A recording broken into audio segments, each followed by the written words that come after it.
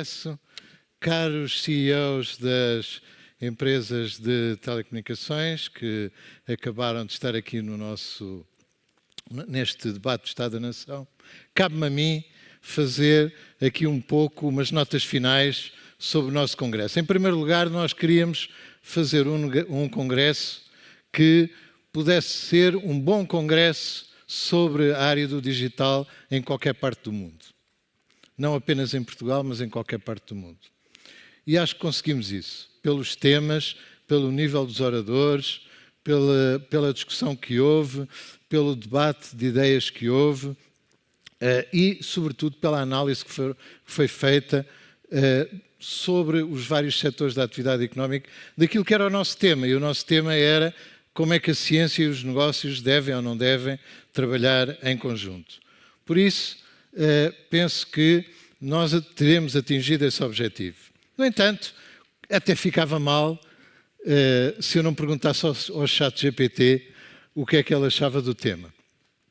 E eu perguntei ao ChatGPT o que é que ele achava de como tinha corrido o congresso da APDC que estava a terminar. Felizmente tinha ao meu lado a Sandra Almeida, que fez a mesma pergunta.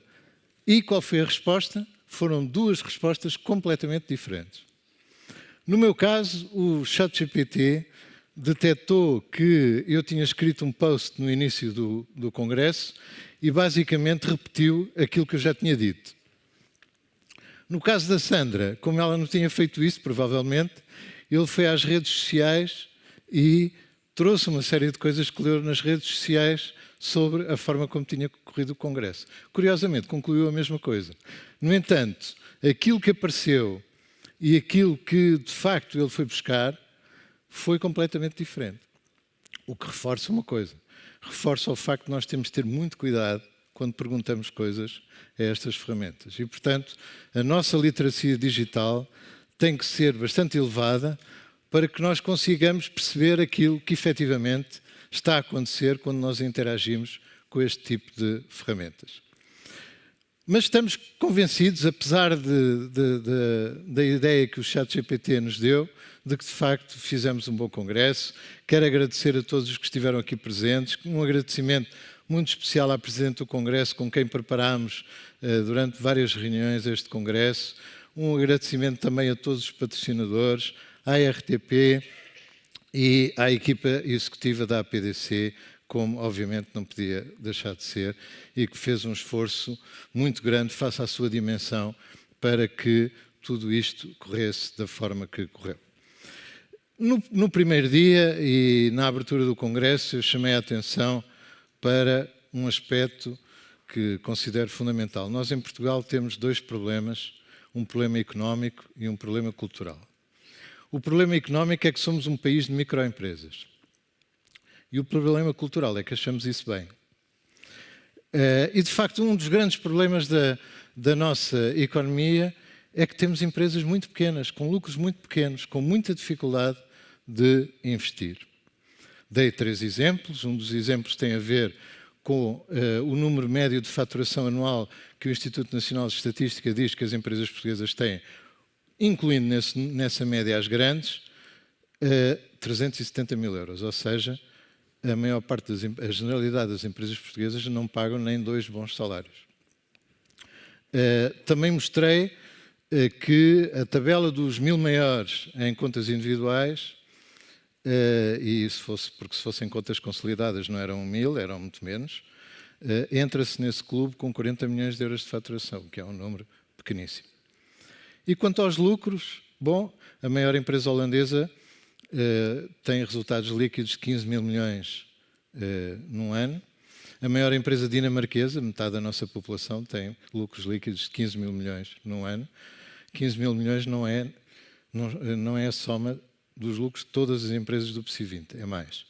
Portanto, uma só empresa holandesa, uma só empresa dinamarquesa tem mais lucros do que todas as grandes empresas ou as maiores empresas portuguesas. Bom, e porquê que então, na opinião pública, se diz as empresas portuguesas ganham muito dinheiro, têm lucros muito grandes? Bom, porque quando se é pobre, não se sabe o que é um número grande.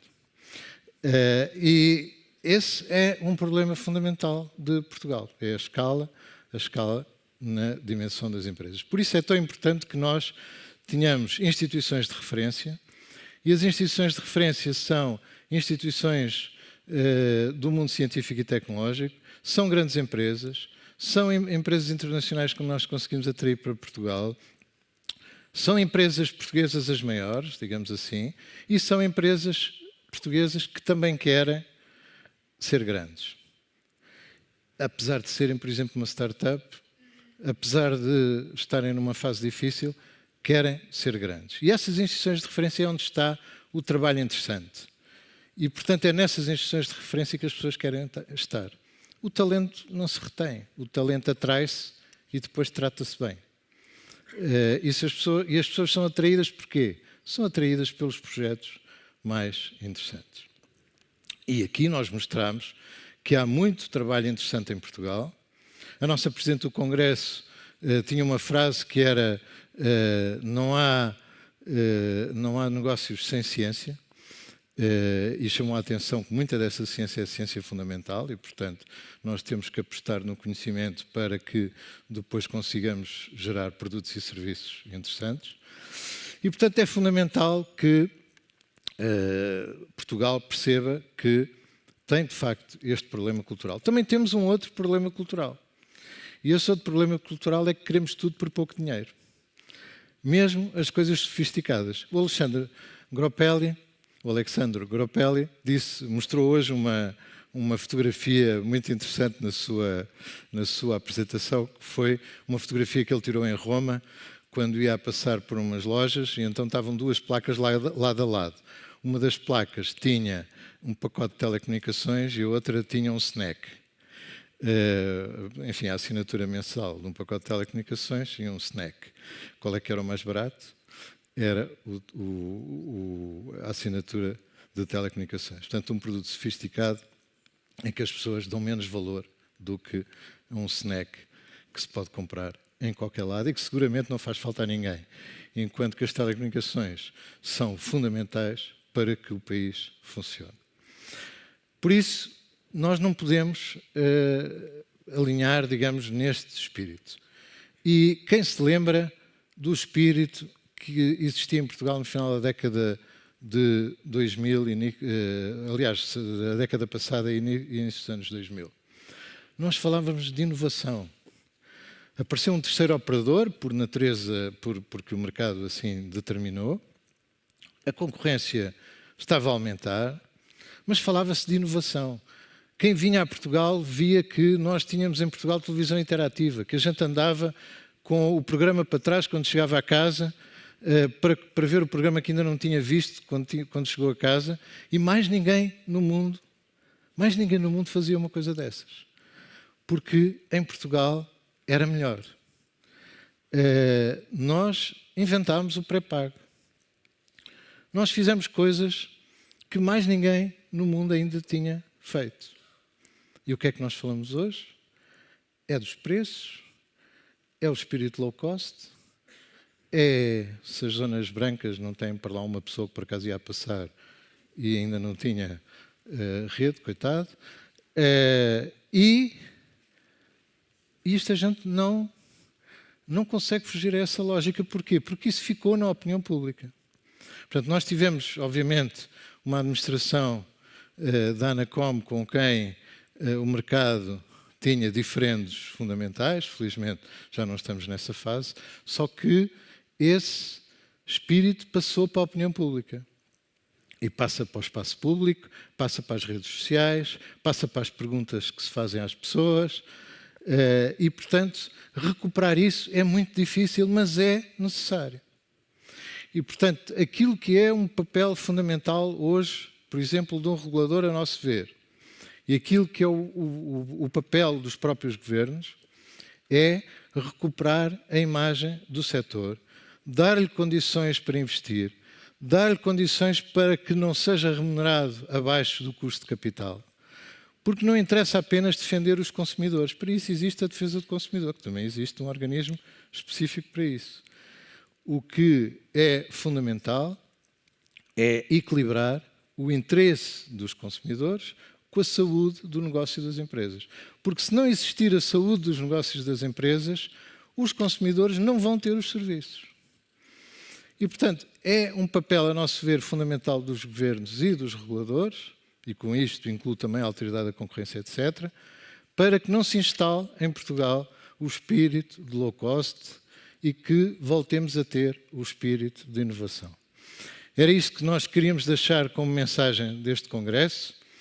Já agora, outros setores, como por exemplo os mídia que nós vimos, atravessam também um período extremamente difícil, porque é muito difícil ser profissional, ser rigoroso, ter os melhores jornalistas e aquilo que é valorizado é o boato, é a notícia improvisada, é aquilo que se pode fabricar desta ou daquela maneira, são as falsas notícias, são as coisas bombásticas, são aquele que bateu na avó e o que caiu do prédio abaixo. O que caiu do prédio abaixo, apesar de tudo, se tiver consequências graves, sempre é um tema sério. Mas, percebe o que eu digo? Nós temos que valorizar o jornalismo sério e as empresas têm que ter condições para fazer o seu negócio. Por isso, demos esta contribuição para trazer estes temas para cima da mesa, trouxemos a forma como cada um dos setores está a inovar, como cada um dos setores está a aproveitar a capacidade que o nosso setor tem fornecido, e é isso que a APDC vai procurar continuar a fazer, sempre de formas mais inovadoras, sempre de formas mais atrativas que nós possamos conseguir e, obviamente, com o vosso interesse, com a ajuda de todos, vamos conseguir ter novamente Portugal no caminho da inovação e naqueles sítios onde já estamos, vamos valorizar a inovação que temos, porque há muita coisa que se faz por cá que é tão boa ou melhor do que aquilo que se faz pelo mundo. Muito obrigado a todos pela vossa presença.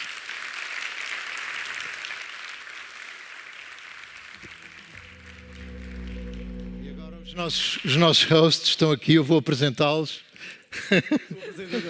E quero agradecer, juntamente com eles, o gosto que nos deram de poder animar este programa. Nós dizemos este programa quando falamos com eles. E dizer-vos que é um gosto de trabalhar com este tipo de equipa, porque eles já fazem connosco isto já há vários anos. Podes dizer a palavra, parte da mobília. Claro. Já fazem parte da mobília e, de certa forma, eles também nos ajudam a pensar o Congresso, também nos ajudam a pensar aquilo que faz sentido colocar ou não colocar. E, portanto, esta parceria com a RTP tem sido extremamente valiosa para os resultados que temos obtido. Eu vou deixar-vos... Não, fiquei aí, agora saímos então, os três. Resta-nos apenas encerrar o Congresso e foi mais uma vez um prazer estar aqui durante 2 dias e devo-vos dizer que a nossa função é tentar cozer isto tudo para que faça sentido, mas, fala o meu nome e acho também da Carolina, nós acabamos por aprender muito também. Porque fazer perguntas, e às vezes são incómodas, mas por isso é que as perguntas têm que ser feitas, é querer saber. Quando não fazemos perguntas porque não queremos saber, aliás está aqui a Presidente do Congresso e começou mesmo com a coragem de fazer perguntas, então não vale a pena. E este é um espaço onde nós aprendemos e fazemos perguntas com liberdade e isso é muito bom. Quero só, antes de me despedir, agradecer a toda a equipa da RTP, que não somos só os dois. Ali temos aqui as câmaras, temos aqui quem cuida da nossa entrada e saída, toda a equipa, maioritariamente feminina, que está na regia a comandar isto tudo. Portanto, a todos os nossos colegas da RTP que tornam isto possível e levam isto em transmissão, obrigado a eles. Obrigado ao Rogério, à APDC e a esta grande senhora que é a Sandra e que faz tudo isto mexer e muito. Faltam os meus agradecimentos, agradecer ao Rogério e à APDC, que é uma super equipa. Ontem falávamos, João, e tu é que utilizavas esse adjetivo de super equipa e acho que saímos daqui deste congresso a pensar, a questionar e muitos de nós vão para casa a olhar para o futuro e para a relação entre empresas e negócio e ciência de uma outra forma. Muito obrigada e obrigada a quem nos acompanhou. Até para o ano. E os que estão lá em casa também. Até para o ano.